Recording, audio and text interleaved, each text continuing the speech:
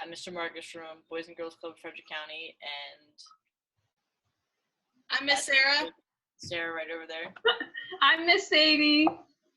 And we're here today. We're going to show you the science of baking bread, because during quarantine, we hear a lot of people are baking bread.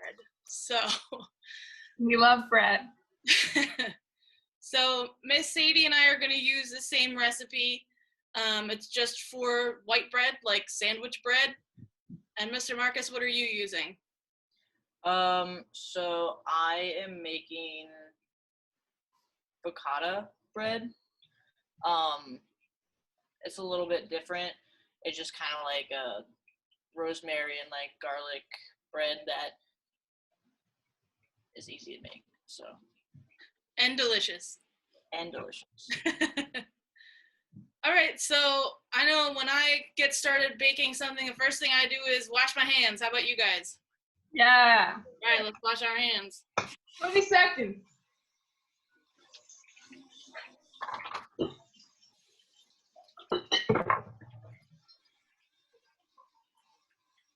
I'm singing songs in my head.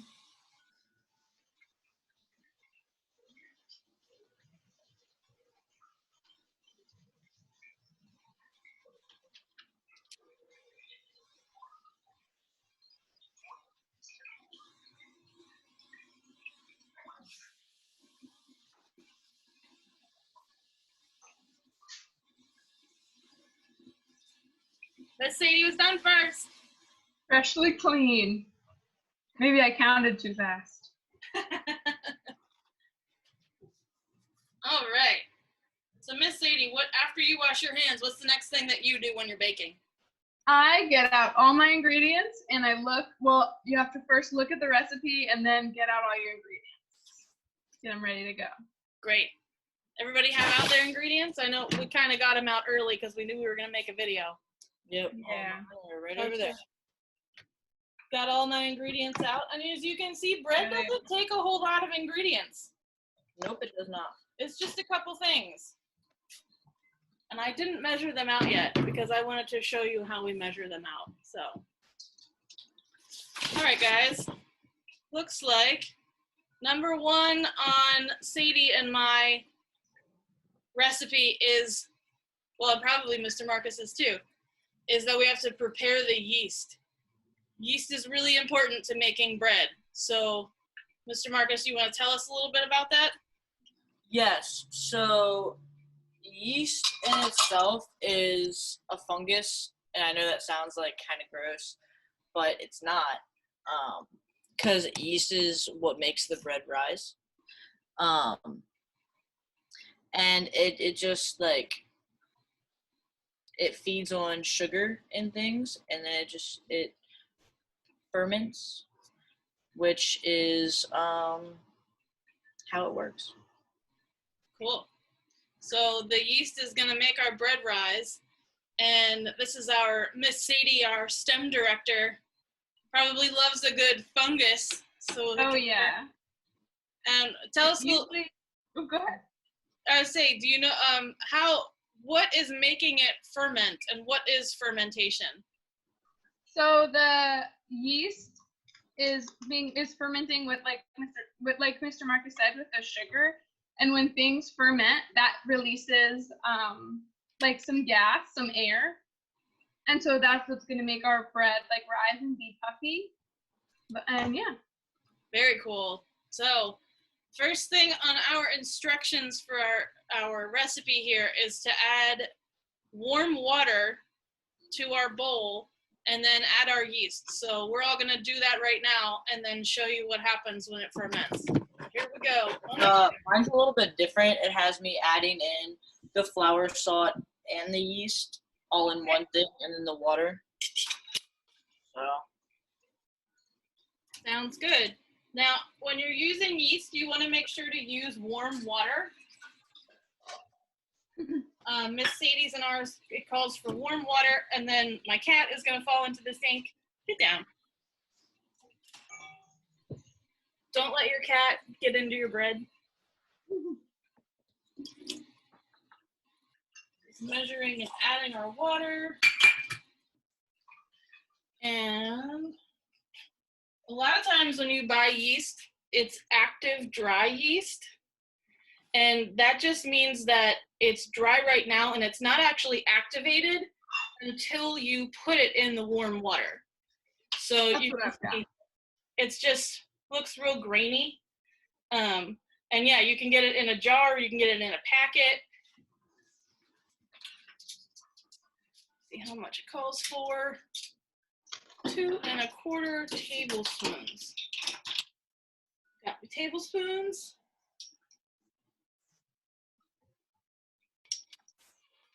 So we're gonna put the warm water, instant yeast, and sugar, which is important because if we left out the sugar, the fermentation couldn't happen, right? Yes. Good call, Miss Sadie. That yeast needs something to eat. Exactly. And we just need a teaspoon of sugar. It doesn't eat a lot. Just 1 teaspoon. I think that it just is one whole packet. That's what that. Ooh, it's set. So I don't know about you guys, but my yeast smells good. It smells like pretzels. Does. Open a bag of pretzels and it's real like, I don't know, apparently that's what yeast smells like. So Did you pour yours in? I did. I poured my yeast in and my sugar, and Ooh. I'm not gonna stir it, but let me show you what it looks like right now. So right now, can you see that? 1 tablespoon. It's just kind of foamy looking and a little bit of the packet, a little bit of the yeast on top you can still see. I'm actually gonna mix it around just a little bit with a fork, not hard, but just a little bit to incorporate all the ingredients together. Because some of my yeast didn't go in all the way into the water.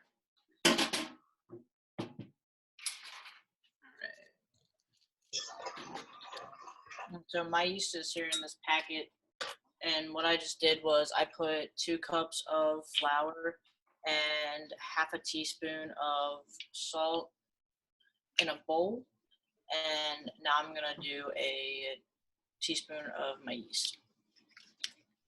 Very cool. Miss Sadie and I are gonna set our timers for 15 minutes. So that's what the recipe calls for. So once you put the yeast and the sugar in the water, you let it sit for 15 minutes and it looks really cool when you're done. What it's gonna do now is called blooming. And so you'll see it when we're done, but it bubbles up and releases all the gases from the fermentation. All right, so we're back. It's been about 15 minutes and we've let our yeast ferment in the water while it was eating its sugar.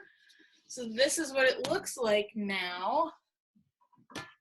Now you can see what I mean by bloom, and we'll post pictures of it too. But it's really bubbled up, and it almost looks like when you pour soda into a glass. It kind of looks like the foam at the top of the soda, which makes sense because that's also gas being released into bubbles on the top. So that's what our yeast looks like, which is pretty cool, and it still smells really good. It smells like I'm making pretzels in here, but we're just making bread, which is good. So what do we have to do next, guys? We are going to, just needed these. We are going to add our 4 cups of flour, our butter, our salt, and if we want, you can also add honey. And the rest of our water. And the rest of our water, yes. All right.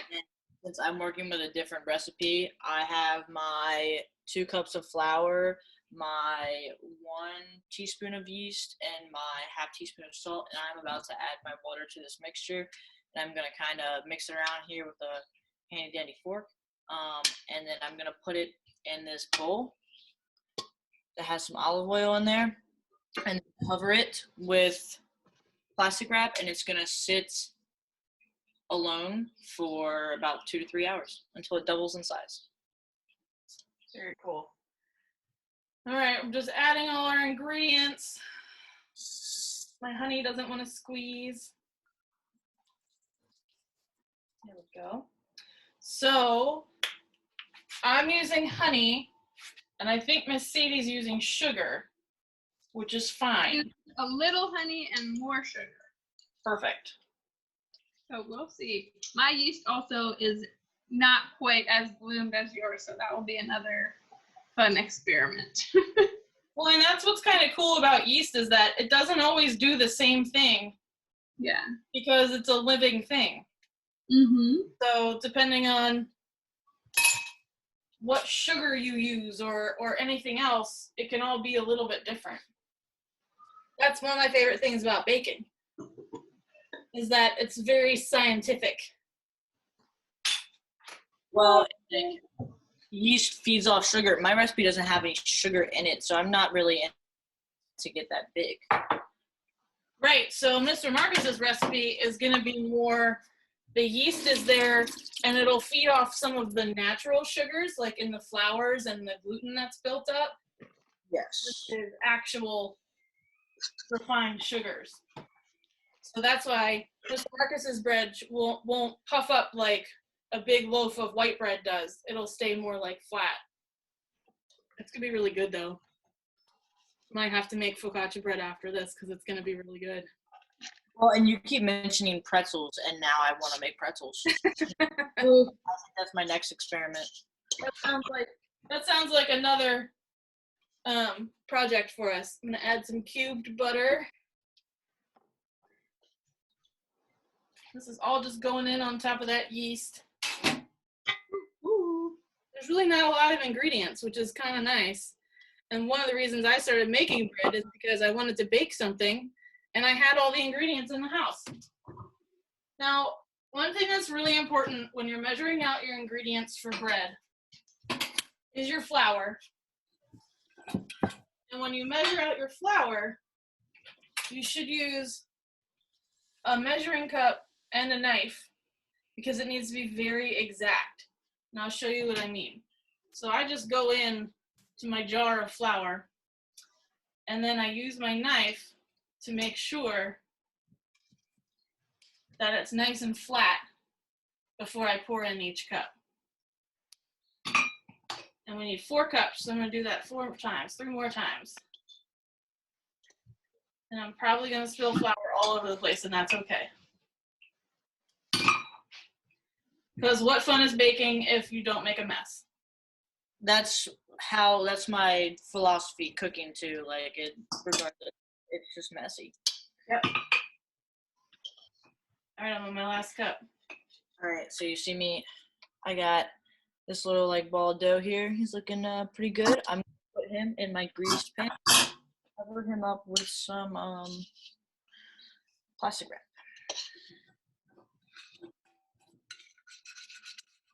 Very cool. So Mr. Marcus's bread doesn't even need to be kneaded. Doesn't need to be kneaded. Which is another reason that it'll stay nice and flat. Well, and my recipe called for me to put it in a food processor, but I didn't want to do that. So we substituted there with the fork. So I'm hoping it still turns out the same. I bet it will. Yeah. I'm going to take a picture of what it looks like before we get started so we can post later. So I have added all my ingredients. Miss Sadie, have you added all of yours? I added them. Awesome. So the next thing we're going to do is turn on our mixers, and I'm going to use this fancy hook called a dough hook, and it just mixes the bread and kneads it at the same time. If you don't have a dough hook and you only have a like normal apparatus, is that okay? Yep, totally fine. And then we're going to turn on the mixer. Oh, I have to plug it in first. It helps if you plug in your tools before you start using them. You know, thank you for the tip. All right, it's on. In. So it says start low, right? Yeah. So I got it all covered up. It has a nice seal on it.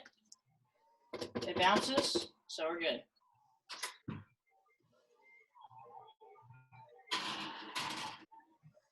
So what we're doing now is I'll show you the bread as it's kneading.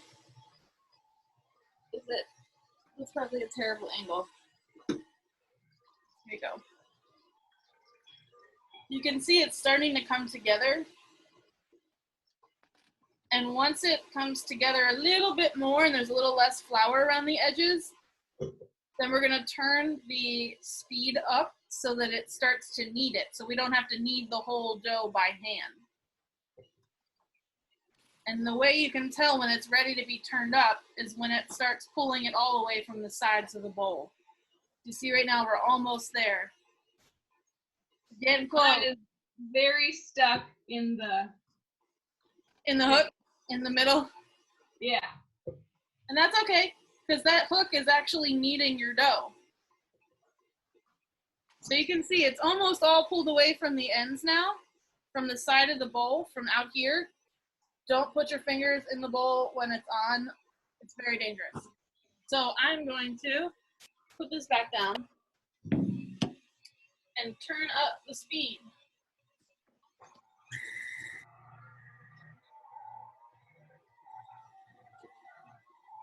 We're gonna let that go for a couple of minutes. The recipe says for 6 to 9 minutes until it's finished kneading. And I'll show you what it looks like as it's doing that. So it's going a lot faster. It's all pulled away from the side, and it's actually kind of slapping into the side while the hook kneads the dough. Kind of cool. Now, I'll show you when we're done, if I was going to knead all of that by hand, what that looks like too. Because you don't have to have a fancy mixer to make bread. People have been making bread for millions of years without fancy stand mixers. So you can just incorporate everything into the bowl, and then you can even mix it with your hand and then knead it, which we'll show you once we're done with that. So we're done with the mixer part, but Miss Sadie and I are gonna show you what kneading looks like if you don't have a mixer. There's Miss Sadie's lovely ball of dough. Mine's still in the bowl. And I'll show you just to get a hint. So it's not sticky, but it's stretchy. And that stretch comes from kneading. Because when you're kneading, as I'm crouching in my kitchen, what you're doing is actually binding proteins from the gluten and the yeast all together. And then that makes it real stretchy and helps it to rise too. But if you're kneading on your counter, before you start, make sure that it's dry, because you don't want to add more water to your dough already. And then, to be safe so it doesn't stick to your counter, you want to take some of your flour and sprinkle it on the counter. Don't take too much, you just want a little bit. But now, get my dough ball out. Maybe. It's coming. Oh God.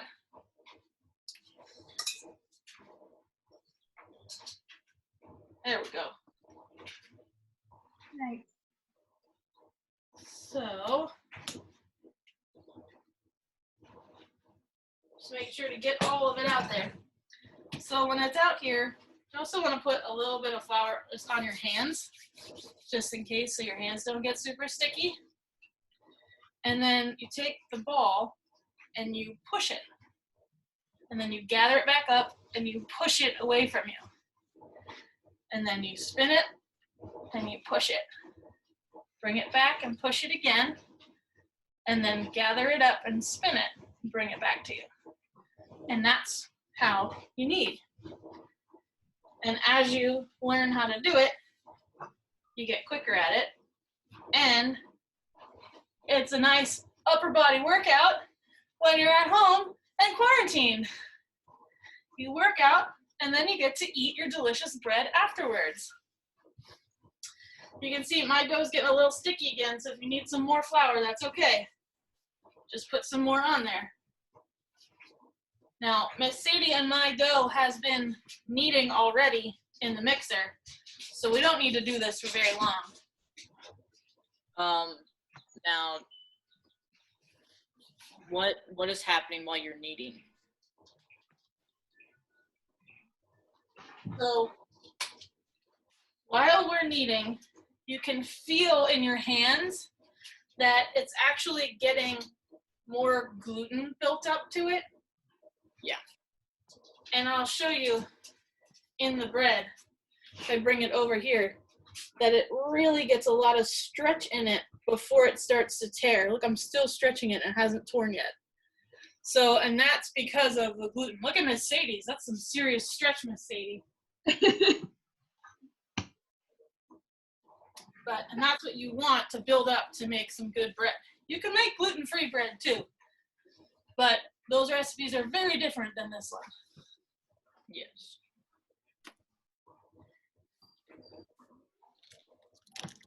All right. I think I'm just about done with my dough ball. Yeah, me too. Pretty good. Good and squishy. Squishy, not sticky, and springy. You can see right now, if I put my finger into the dough, it starts to spring back. Can you see that? And it like bounces back a little bit. Maybe if I do from over here. So indent stays there, but it still comes back a little bit. You can even see that where my hand just was. That means your dough is ready to start proofing for this recipe. Mr. Marcus's dough is already proofing. So for our recipe for Miss Sadie and I, in order to proof, we need a big bowl and we need it greased so the dough doesn't stick to it. So I just use some spray vegetable oil. Spray the bottom and the sides, and then you plop your dough into it, and then roll your dough once so that it gets a little bit of a coating of that vegetable oil. Then you want to cover your bowl with some plastic wrap. Oh, and I just ripped that piece, so I'm going to get another one.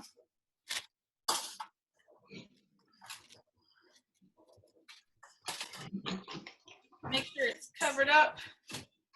You're going to hold in all the moisture. Because right now, while you're proofing, that is what the yeast needs, because it's still not done with its job. So, proofing. Miss Sadie, do you want to talk about where we're going to put our bread and why? Sure. We are going to put our bread, I'm going to do mine in my microwave because I'm going to add garlic to my bread, and so I used my oven to roast garlic, so it's too hot.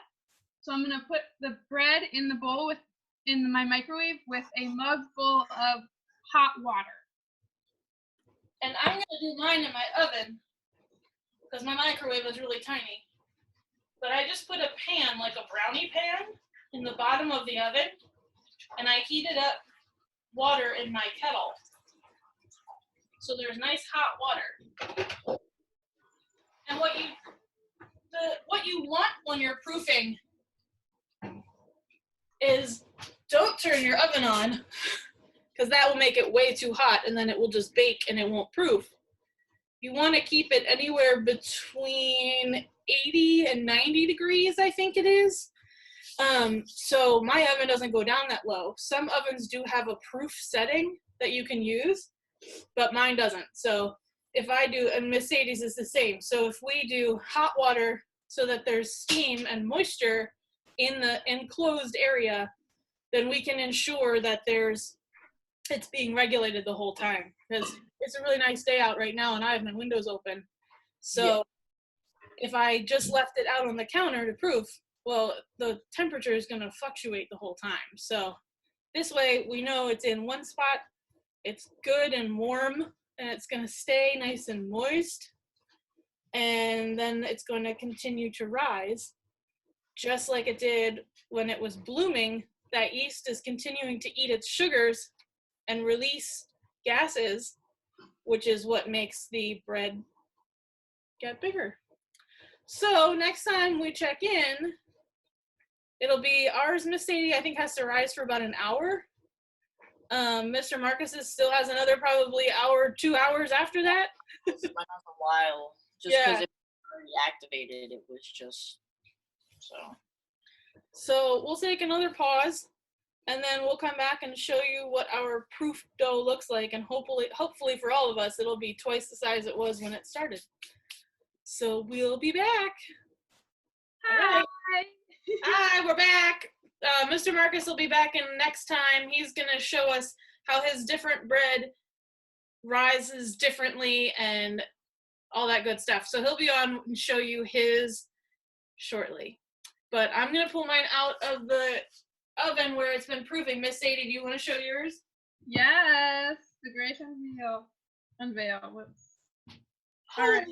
So it has like definitely doubled in size. Look at that's crazy. So that is the most it's ever risen for me ever. Yeah, this is huge. That's nuts. I'm so stoked. So when you to see if your bread has proofed enough, and again, proofing is just I'm dripping. Proofing is just the yeast continuing to ferment. So this is big because it's full of air pockets and air bubbles that has fermented. All that gas has come out of the yeast. Because so the way that we check to see if it's done is you stick your finger in it and pull it out, and if it stays a whole, then it's ready to go. Mine has stayed a whole. So we are, yep, Miss Sadie's too. Yeah. So we are ready to go. So what we're gonna do next? It's making a sound. I know, it's kind of popping, fizzing a little. Yeah, like Pop Rocks. Yeah, exactly like Pop Rocks. So next thing we're gonna do is we're gonna put the dough out on our counters again. So again, make sure it's good and dry. You're gonna put some flour on the counter. I just realized I didn't open my flour. Just a little bit, just so it doesn't stick to the counter. And then we're gonna flop our bread out on it. Woo! I don't know if you can see that. Let me tilt. Wow. Oh my god. Some ploppy bread. So the next thing we're gonna do is knock the air out of it, which basically is you just take your knuckles and like punch the dough. This way, you're knocking some of that air out of it to give the yeast even more room, because we're gonna let it proof again. So if you can see, now it's just kind of flat, and you can see where I've punched into it. Not real hard. Don't punch real hard, you'll hurt yourself. And so what we do next is we're actually gonna split this in two, because this recipe makes 2 loaves. That's beautiful, Miss Sadie. Thank you. So I have this little cutter. If you don't have this, I'll get it. Then you can use just a knife. You can use your hands. Always, if you're using something sharp, make sure you ask your parents for help. Today, this is not sharp. I don't need to ask my parents for help. But it's just, we're just going to cut in half. And it's kind of sticky to do. And then divide them out. So you can see I have 2 pieces of dough now. Me too. And so again, I'm going to kind of knock that out, knock that air out. And while I'm doing that, I'm actually spreading my dough out a little bit too. So I don't have to use a rolling pin or anything. I'm just knocking that air out, making a little space for the next rise, but also getting ready to shape my loaves. So Miss Sadie, what shapes are you doing for your loaves? Well, I'm going to do one kind of like normal bread loaf in a bread pan. And then I'm going to do one that's more just I'm going to make a ball and plop it on a pan. Ooh, fancy. So we'll see. I'm gonna do 2 loaves, but I'm gonna do one in my regular bread pan. And I only have one bread pan, so I'm gonna do the other one in a casserole dish that's oval shaped. So we'll see how that works.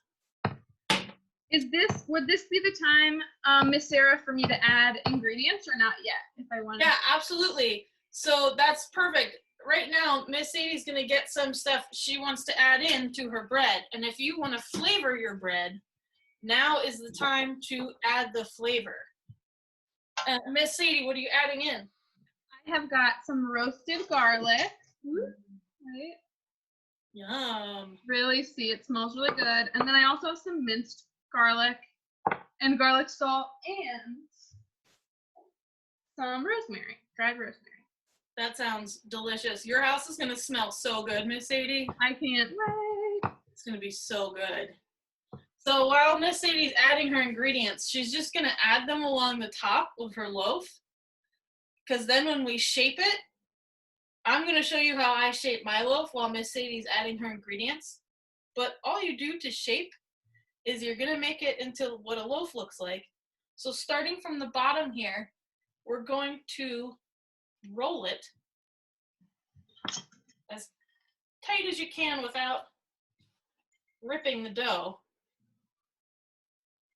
And we just roll it and roll it. And if it starts to get a little stuck, you can use your tools to unstick it from the counter. And that's one loaf. Beautiful. So before you put your loaf in the pan though, make sure you grease your pan. So before, remember I used the olive or the vegetable oil spray. I'm gonna do that again. And just make sure to get up the sides too. So this first loaf I'm gonna put in the regular bread pan. You can see. Lovely, it's gonna slide down there, so I'm gonna put it back in the middle. And it looks kind of small now, but that's because it's gonna rise again when we proof for the second time. How's the ingredient adding going, Miss Sadie? It is going well. I'm trying to mix it up a little bit. I thought about not doing 2 garlic loaves, so I could make, just see what happens, but it's too late. I'm doing it. Go for it. I say the more garlic, the better, so. That is what I think also. I'm really going for it here. Another thing to know when you're rolling your dough up into a loaf is that when you put it in your pan, you want to make sure that the seam, and I'll show you what I'm talking about, is on the bottom. So you can see when you roll your dough, you can see where your last roll is. And so just make sure that that's on the bottom so you just have a nice smooth top. All right, so I'm gonna roll mine now. All right. And there's my second one in its happy little pretty container. All right. So how did you place it in again? So when you want to roll with, you want to roll from the short end all the way up. Like that? Yeah, wow, that's really pretty. And then make sure that that seam that's on that where you ended rolling. Yeah. The bottom. Bottom, okay. So I'm gonna put this one in the bread pan. Perfect. And then that's right, because you're just making a ball for the other one, right? Yeah, yeah. So that's an easy one. You don't have to roll or anything. You just make a ball. All right, let's see how this goes. I'm kind of half rolling, half making a ball. I don't know. We'll see. We shall see.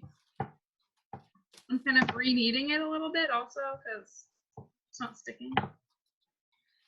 All right. So the last thing that you have to do once you've put it in your pans, or on your pan if you're making just a roll loaf or a circle loaf like Miss Sadie, is to cover it with more plastic. And it's gonna go back to proofing. So for Miss Sadie, that means it's gonna go Did you do yours in the oven or in the microwave, Miss Sadie?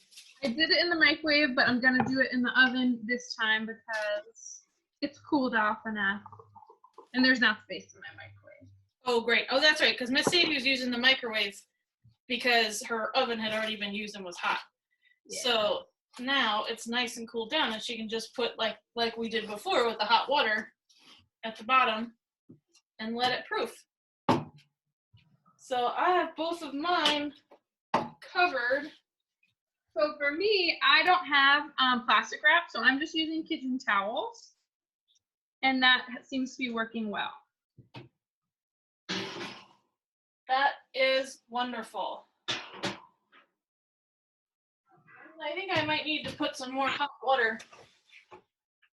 My oven has cooled down a little bit, so I'm gonna refill my kettle and put more water in.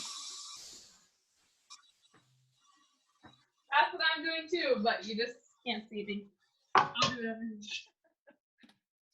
here. All right, so once the kettle heats up, I'm gonna pour that hot water back into the pan like we did last time. That's in the fridge, that's in the oven.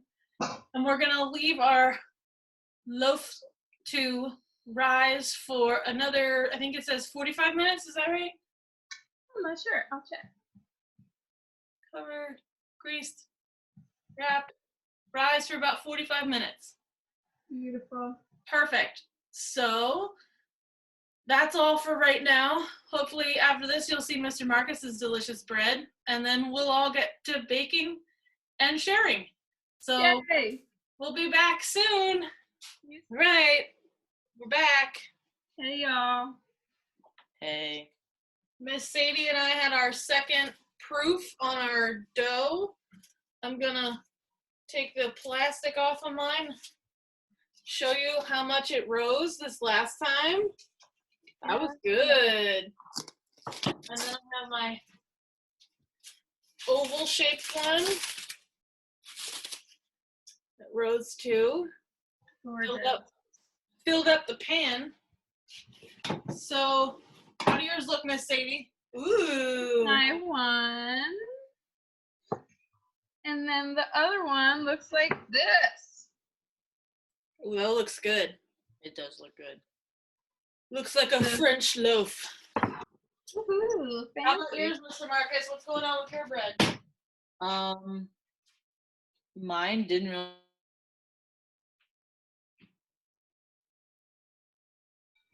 But we're not going to be too worried about it. It'll be fine.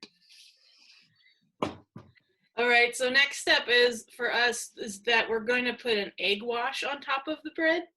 And it's really simple, and this recipe actually doesn't call for it, but I'm going to do it anyway because I think it makes it look really nice and shiny once it's baked. So it's really easy to do. All you take is one egg. Let me tilt down so you can see what I'm doing. So it's just one egg. Crack it into a bowl. And then I put a little bit of milk in it. And I don't have regular dairy milk in the house right now. I just have oat milk. So we're going to do just a little bit of oat milk. Just like one quick pour. And then I need a fork. And you're just going to do like you would do a scrambled egg. And mix it around. Just like that. And then once it's actually something I've been thinking about trying to make myself too. What's that? Eat oat milk. Oh, that's a good idea. Yeah. So then you just take your egg mix and a brush if you have one. If you don't have a brush, you can actually use your fingers or a paper towel and just dip it in that way. But you just dip in your brush and you paint it over the top of your bread. Don't push down too hard because you don't want some of that air to escape. I'm going to do it over both loaves.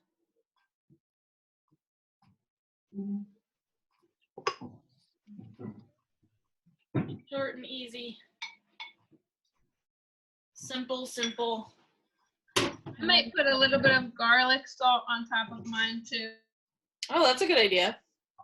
Well, then you can see it's just egg on top of there, and it'll keep it really shiny, and it'll make it have a nice little pretty brown shine on top once it's done baking. So before we came on, I preheated my oven. So now all I need to do is pop these bad boys in the oven and wait 25 to 35 minutes. Miss Sadie, how's yours going? It is going super well. I'm finishing up my own egg wash and looking at this spiral and wondering what that's going to look like. It's pretty hard to see, but it's kind of spiraled like that. So I can't wait to see the final product. That's going to be really cool when you cut into it.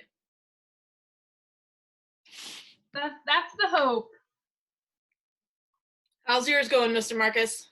Mine right now, so I got it in the pan, and I'm trying to kind of make my little wells, which is where, the oil and most the flavor sits, because I'm gonna be using dried rosemary leaves and garlic to flavor my bread, and along with some olive oil.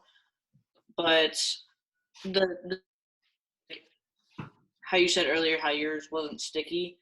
Mine's not sticky either, so I think I did at least something right. It's actually feels kind of like Play-Doh. But you just kind of take your fingers and you make these little indents for everything to sit in. I'm almost done here. But I also preheated my oven. Me too. It's been preheated. This is what my one loaf looks like now with an egg wash. It's so shiny. It is shiny. So I have my wells made. I don't know if you can see the indents. Where it'll sit. And then rosemary leaves right here.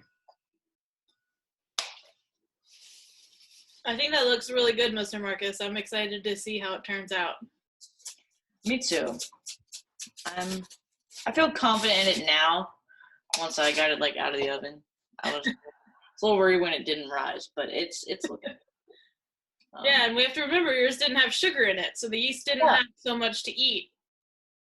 So it's not going to rise a lot, but it'll still in the oven. It'll puff a little bit. Most definitely, and sea salt on it too. Ooh, yum. So our bread is almost all of our bread is in the oven, and what happens when it's in the oven, it's going to grow some more, which is kind of unbelievable that it just keeps growing. But what's happening at this point, it doesn't have to do with the yeast as much as it does with those air pockets that are already in the dough. And those have come from the gas that was released from the yeast rising, or the yeast fermenting. And so that gas is actually carbon dioxide. And as carbon dioxide heats up, it expands. So that means that as the bread is in the oven for longer, because that gas is heating up, then the bread is going to get big. And hopefully when it comes out, it'll look like a nice loaf for Miss Sadie and I.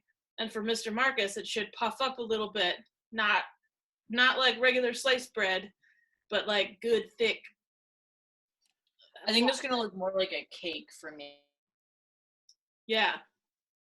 Yeah. And I'm putting some minced garlic on it right now. I wish I could smell your bread. Yeah, me too. I guess. It's too bad we don't have smell-o-vision on here instead of just Zoom calls. Yeah. So true. Yeah, no, it's. I like a lot of garlic, so. Me too. Me three. It's like a huge jar of minced garlic. Oh my gosh. I didn't know they make jars that big. Why don't I have one? I would have one if I knew that. I think we have a few different kinds too. That looks good. Yeah. So I don't think I'm gonna put any olive oil on top of it just because I feel like I put a decent amount. So there's that, and I'm gonna put it in the oven.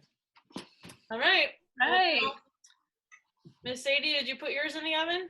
I'm about to. All right. Well, we're gonna bake for about 30 minutes. How long does yours bake, Mr. Marcus? Same? 25 minutes. I am going to halfway through put some Parmesan on top of it. Ooh. So it'll look a little different when it comes out. But All right. Well, we will check back in when our timers go off of our ovens and see what the finished product looks like, and we can talk about how to tell when your bread is done. There's a couple different ways that we'll talk about when we come back on. Yay. All right, guys. We'll see you soon. All right. Yay. So we're back, and all of our bread is baked. Yep. Well, let's show off our loaves real quick. Look at these beautiful loaves of bread. Ooh, Mr. Marcus, that looks so yummy. I really like Miss Sadie's round one. Yeah. I like the spiral too. Look at that swirl. But That's beautiful. Thanks. So, two ways, just real quick, that we can show. Our bread was cooled too. We let it cool before we came back on. But just so that you know, when you get your bread out of the oven, how you can tell if it's done is you can either use a thermometer and take its temperature and look up for your bread what the right temperature is. It's usually like 200 degrees. But the other way, and my favorite way to do it because it's fun, is that you knock it out of the pan and then you tap on it. And if it sounds hollow, then it's done. So all our loaves sound hollow. They're not hollow, but they sound it. So let's cut into these and see how they turned out. all right. I'm gonna cut into the swirl one.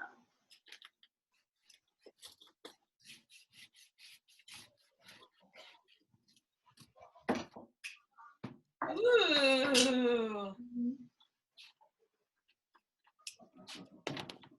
It smells so good. Oh. All right. Mine looks like white bread. Yeah, me too. Mm, A little garlic. Here, I'll hold the loaf up. that looks so delicious. Ooh, Miss Sadie, that looks good. I can't wait. I You see your swirl a lot better than you can see mine. yeah.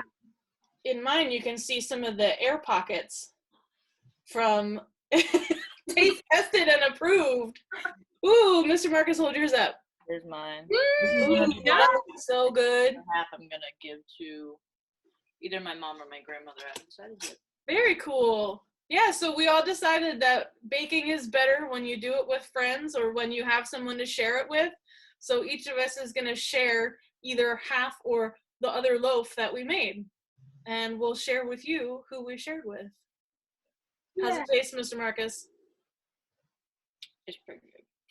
Now I have to taste mine too. No. Should have done even more garlic, I think. That's so good. I can't wait to make sandwiches now. I'm gonna make the best sandwiches. All right, guys. Well, have fun sharing with your folks, and I can't wait to see how it goes to share with people. Thanks for baking bread with me today. This was really fun. Hang out. It was fun. All right. I'm gonna keep eating my bread. Bye. Bye.